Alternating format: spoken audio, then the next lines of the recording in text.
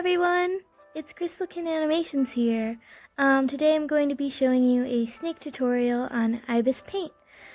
Just keep in mind that this is my own style. It's not like an actual, probably the artist way of doing it, if that makes sense.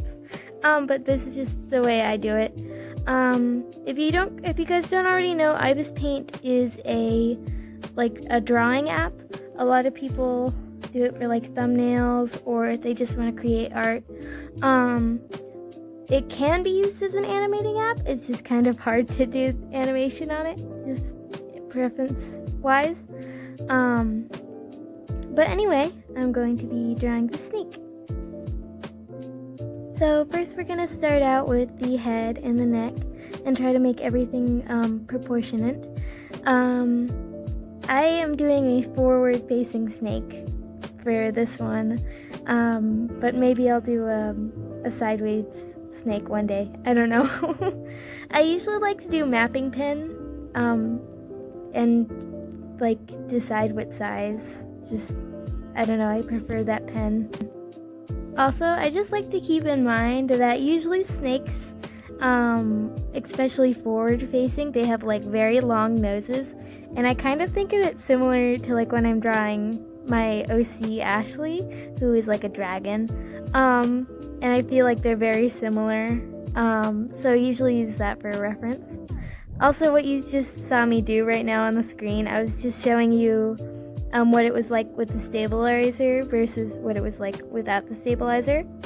If you don't know what the stabilizer is, it's like a tool on Ibis Paint which like straightens your lines, which can be helpful, but if you're kind of doing a freestyle, it's usually better to not have your stabilizer on. I usually put it around like 1 or 2 just to make it so it's like kind of neat, but also, you know, not like totally straight, if that makes sense. Let's see, I had some trouble with the tongue actually. Also, I feel like I should have done the neck a little bit less wide, but you know, can't go back now. For her patterns, I wanted to make it a very unique style, with like the dots and everything just around. I really actually like styles with dots or spots like on the character in different places. But when animating, I usually don't do it because it takes a lot more time. Here you will see me using kind of like more blandish colors. I prefer like bland colors because I feel like, well, actually bland's not really the term to use for them.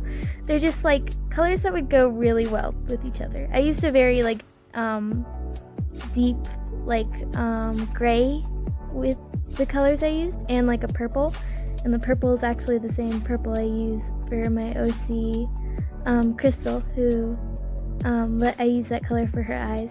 So yeah. Also, I am so sorry if I say a lot of likes and ums. 1, I'm super nervous, and 2, I didn't script this, so yeah. Sorry. When I do shading, I usually like to do a black at first, but use overlay, so it's not like a complete black, which is good because black you usually don't do for shading. Overlay makes the colors kind of like the shading match kind of with the, if it were with the actual colors, if that makes sense. I'm sorry, I really don't know if that makes sense, but yeah, overlay is a good like shading tool, I feel like. Also I did highlights as well. So yeah.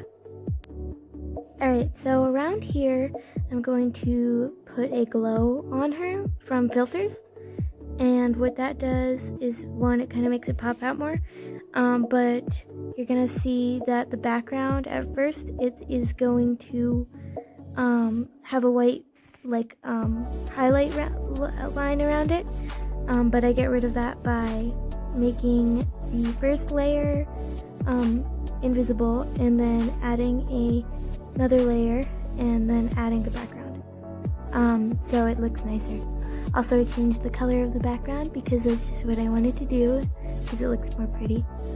and I put a little box and I just flipped it to make it prettier.